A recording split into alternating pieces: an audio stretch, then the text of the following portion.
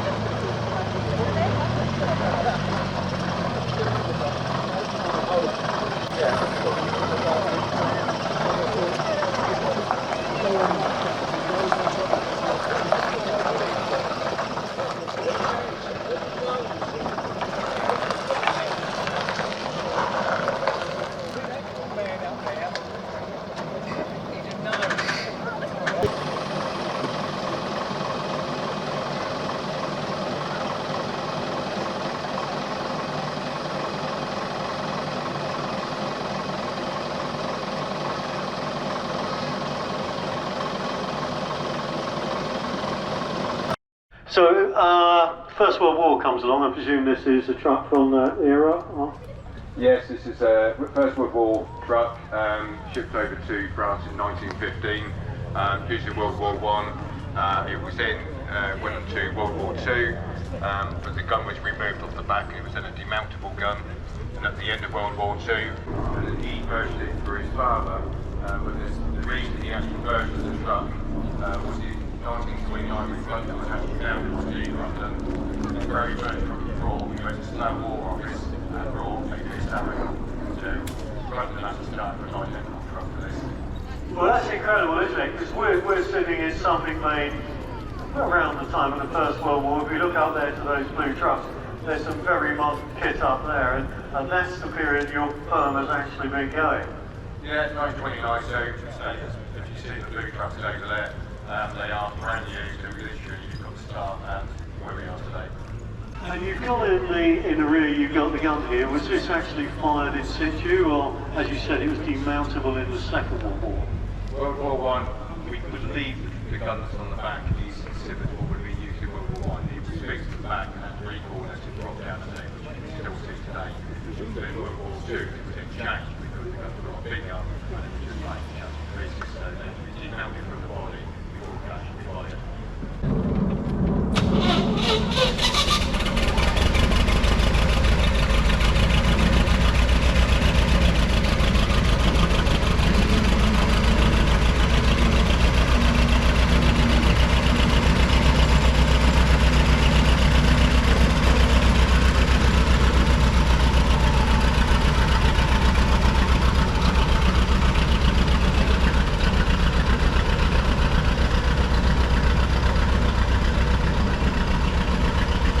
How long did this take you to restore? Because it really is a testament to your skill and patience. Yeah, every weekend we were on it for 3 years. Well, eventually got around to it, you know. And what would this do? Now we're just looking at the name up here because it was quite interesting. Nelson Doe and Sons. What did they actually do? They used to do transport. Food truck, Because in those days we had what we used to call haulers before they all became logistics experts and all the rest of it. And you had self-employed people who just buy a truck, move stuff around. In many ways it was quite competitive, if I remember. Yes. And there's got 180 engine in it, and sort of 15 to the gallon, I suppose. That's actually not bad for a truck, is it? 15 to the gallon. I used to have a Roman and I did much more than that. That was, mine is probably the same age. But 1948, so immediately post-war. How long a working life do you think this truck would have had? I suppose I used to have for 10 years, something like that, recently. You want to come around here, Andy, and pop your little recorder in there. And of course, unlike the modern tractors, no power steering, airbags, GPS, all that kind of stuff. It's fairly small, functional, basic seat, no seat belts, obviously. And you've got the feet around the handbrake to get in. feet around the handbrake to get in. You do sort of have to feed yourself into it, don't you? Yeah. Want something else?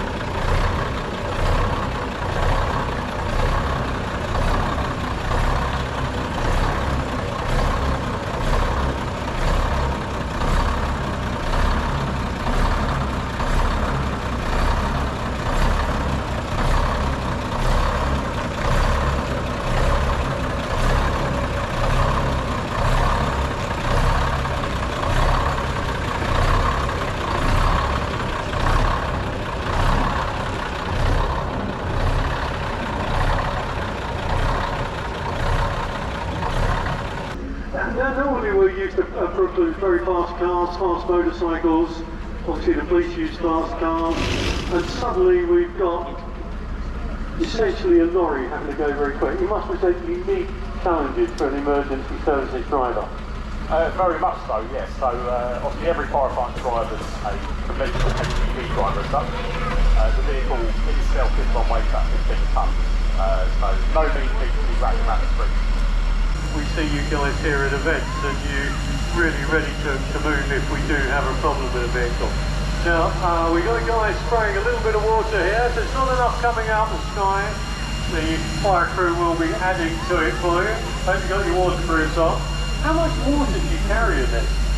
So this appliance has what we call UK standard tank, which is 1800 litres. Now the pump in the back is capable of 2,000 litres per minute, so we can empty the tank in about 50 seconds. However, by using the smaller hoses like Kevin's got in his hand, that should give us anywhere between 10 to 15 minutes. Obviously, the larger the hose, the quicker we discharge the tank. Yeah, and in terms of physics and driving, that's a lot of weight to be throwing around corners, isn't it? Very much so. It's a very dynamic load. Obviously there is water sloshing around in the back. So as lorry drivers and blue light drivers, they do need to be constantly aware of that. But not only the sheer amount of ladders and weight at the top of the vehicle, it is a very top heavy setup. So like I say, that's where advanced driving really comes in. Okay, well that's absolutely brilliant. Thanks so much for coming on. Wonderful Gracie and concise explanation of what you do. Thank you so much. And you will be getting a little bit wet from the bath and also from the hose if you step into the middle of it. So thanks very much to the fire crew. We'll take a little break for lunch in a minute and we'll be back with some more commercial and vehicles a little later on to run through what they do. But in the meantime, give the fire crew a big hand, please.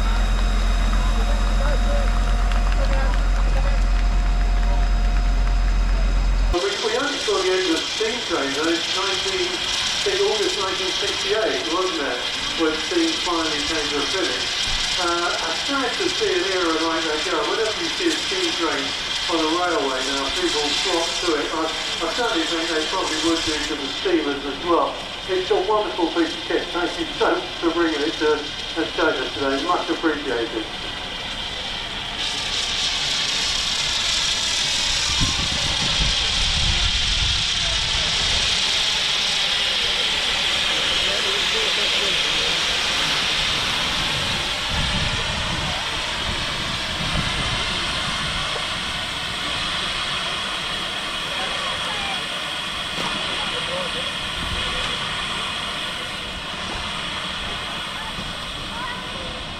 So it's not some strange code, ladies and gentlemen, it's what we call one of our marshals. We refer to it by the digital, so we're just trying to grab his attention to make sure we can get the steam truck back in position without any of you guys coming betwixt and between it.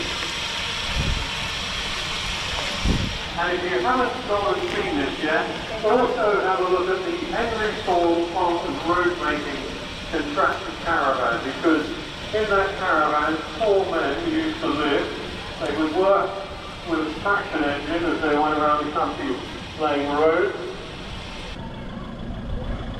Now we go from a modern van used to change or work on street lights to something from a previous era. We've got a Model T van here, so this gentleman H. Thompson and some fishmongers. I don't know whether you're still fishmongers or you ever were, or you've just borrowed the name, but we offer working vehicles here, and this obviously was used, or would have been used, for delivering fish back in the day.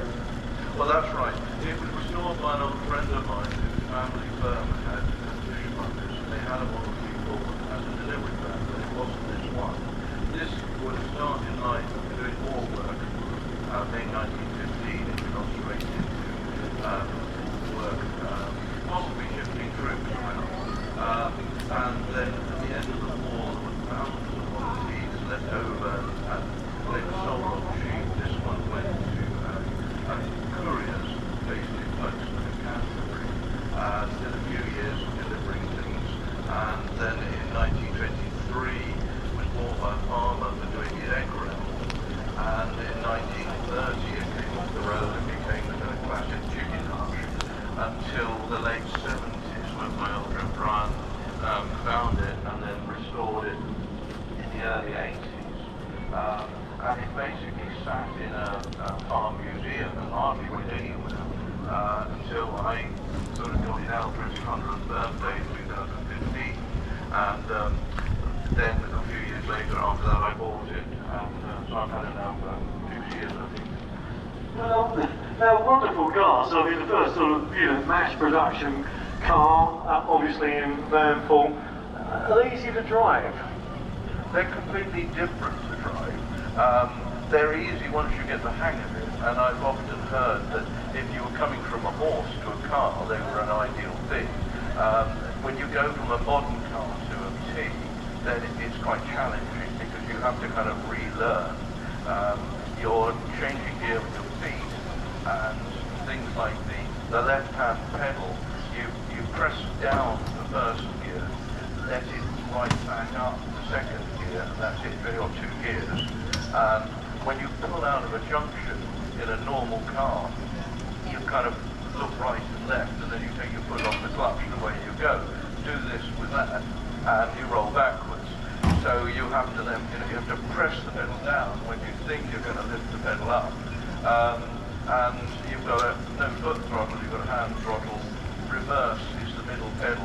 Push that down off you go backwards. So they are a bit wacky, but that's what I like about it. You've now got three. What are most of these used? Coal tankers or is there anything else? No, the Capital one, the 1938 one, it was run as a tanker for heavy acid. It ran until 1971. It ended up with 1,006,000 miles on the clock. It was then sent to the scrapyard, and then a guy called Stephen pulled it to the scrapyard and fit it up to the state it's in now.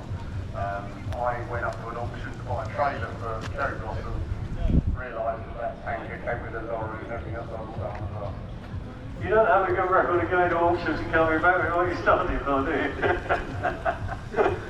So, what about the power output of these? Are all roughly the same era? Do they roughly put out the same sort of power? What are we looking at in terms of engine size and horsepower?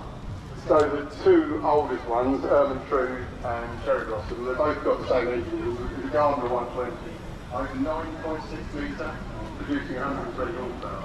So it doesn't sound like a lot of power, but it's just deep going. They're great times.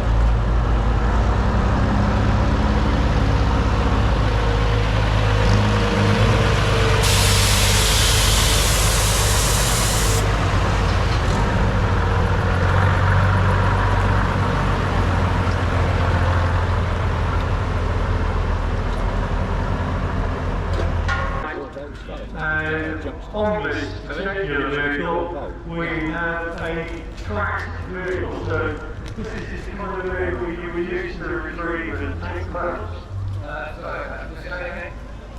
We've got your truck here, we've got a tracked vehicle on top of it, which you are obviously using for demonstration. So all of you are right in assuming this is for landing items such as tanks, barrels, tracked vehicles. Heavy armed vehicles. Currently carrying the M578 on the heavy vehicle that is used to support Royal Artillery regiments equipped with the M1 heavy artillery. It is actually quite a light tank, it only weighs 27 tons. Normally when we come to Brooklands, we brought the Centurion armed recovery vehicle that weighed more than 50 tons. Now that's a huge amount of weight to put on what is basically a flatbed. How much power have you got? How many gears have you got? What's the incline you can go up in one of these? Because presumably you're going to have to recover some of these vehicles from more or less anywhere. So this has to be something that can exist in all sorts of environments and still do its job. Yes, that's a good question. The tank transporter has to be able to operate in adverse conditions. So not just a hard level road. It has to have an on-off road capability. And that will increase shock loads on the suspension control, particularly, and the chassis. And that's why when you look at the trailer, you'll see that the wedge from the flag collar of the trailer are extremely thick. The trailer weighs 17 tons empty, and the scaffold tractor unit weighs 30 tons. The scaffold tractor is powered by a 335 horsepower Cummins NT3 engine, and the transmission is a resulting is RB30 8-speed 7-track gearbox.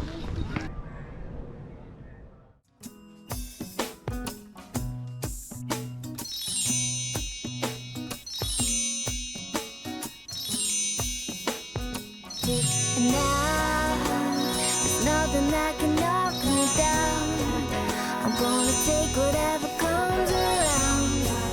Take every frown and turn it upside down with a smile.